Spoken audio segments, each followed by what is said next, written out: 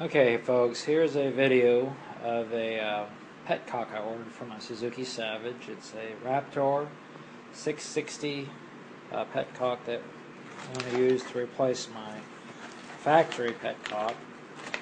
I believe the vacuum on my petcock for the factory is fouling up on me. So I ordered a Raptor because it evidently works better and I can use it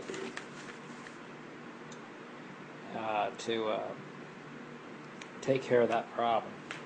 Since it doesn't use the vacuum port on the carburetor, it should work out a little better. Anyways, I got this part from Bike Bandit.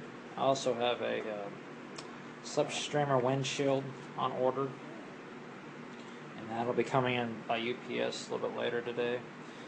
But I know with Bike Bandit they're slightly more expensive, but since I was able to all order it under one order, I could have it all shipped at the same time, or pay only one shipping cost rather. Anyways, the part number for the Raptor petcock is 5LP-24500-01. This is a genuine Yamaha part, so hopefully it'll do the job. Okay folks, here's the petcock itself. You can see it has the reserve, off, on. The on is just for regular fuel.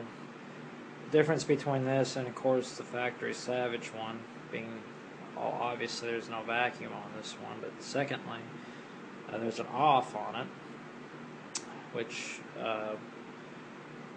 from what I understand you don't always have to put in the off position, but if you don't want to accidentally somehow flood your carburetor, perhaps it's best to be able to learn to put it into the off position when you're not using the bike. And of course the reserve is for the reserve. And just you can see how it'll kind of fit up into there. From what I understand, it's a relatively quick and simple process. It shouldn't take very long. You have to just drain the fuel tank,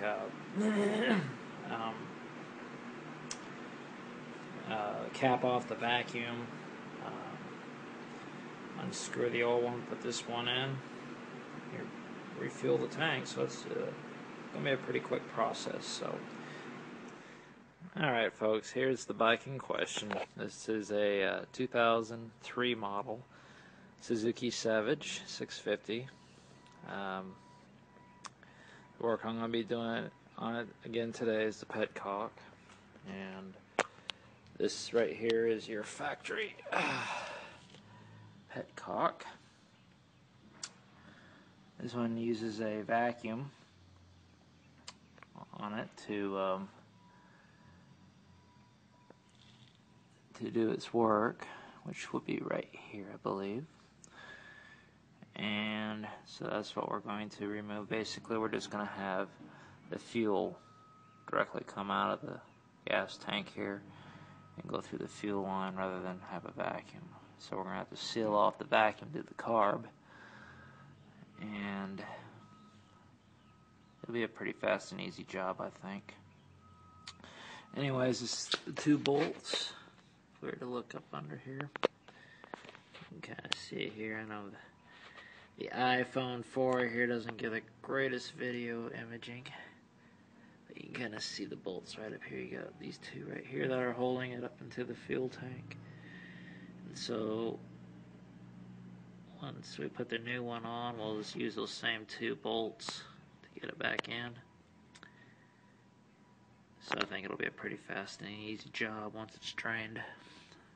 Okay, folks, here are the tools of the trade we're going to be using for this particular petcock swap.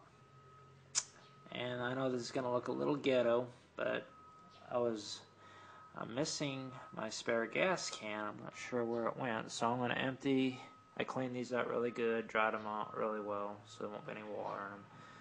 I have about a gallon of gas left in my Savage, so I'm just going to empty those in here and then fuel it back up with a nozzle back into the tank. But anyways, I got my clamp here to remove the little clamps off the hoses. Of course, the petcock here and the screwdriver. These are easy to follow instructions. The first thing we're going to do is disconnect the fuel line at the carb. I stick the tube, of course, into my little ghetto gas cans here. Turn the prime and drain it. Remove the 2 screws and wiggle the petcock out. We'll install the new Raptor. Put the 2 screws back. Block the vacuum tap on the carb. Connect the fuel line. Replace the fuel. And take it for a little test spin. So that's what we got going on here. You will use a Phillips screwdriver on this, as they are Phillips screws. And that'll be about it. Okay, here we are back at the bike. I'm going to go ahead. This is the line I'm going to remove. It goes up to the petcock. Then from here, we have to flip this into the prime position. Remember, on these old factory petcocks, they don't have an off position, so it's being held by the vacuum so as not to let fuel just constantly flow. So here we go. Okay, I'm just pulling this up right now. You can see the little clamp here, and then this should just pull right off the carburetor. It probably just won't pull just right off. I mean, after all, it's been on there for quite some time. Okay, just pulled it off. Just wanted to make sure I could get it off easy. This box I got this on it isn't exactly really tall enough, but anyways, just kind of hold it in place since I'm only video recording anyways.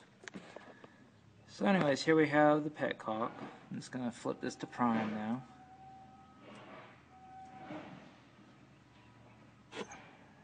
Ooh, wrong way. Here we go. To prime, and now you can see gas is pouring out. So at least for this part of the deal, the vacuum was holding, although it did leak just slightly when I first did this.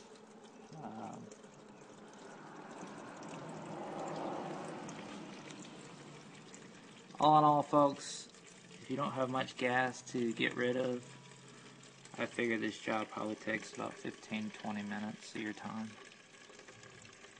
And for people who are more mechanically inclined than me, which would be probably most of America, maybe even quicker than that. So, very, very simple job, really.